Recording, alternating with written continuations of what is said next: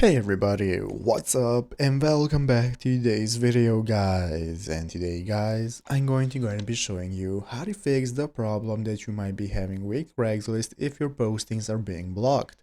This is a very simple thing to do, so make sure to watch this quick and easy video till the very end, follow my steps correctly so you can make sure that this works the same for you and you can do this yourself.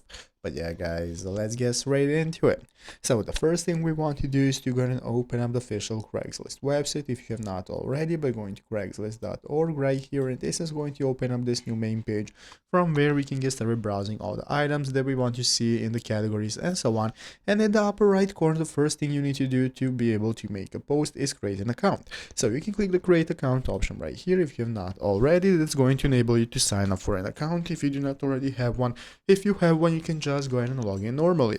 So after logging in, this is going to be the home page where you can go and manage your settings of your account. So let's go back to the main page and now post an ad. Let's say you click the post an ad option, you select where you want to post it, you select the category and so on. And basically guys, if you keep getting blocked errors, there are a couple of solutions you can try.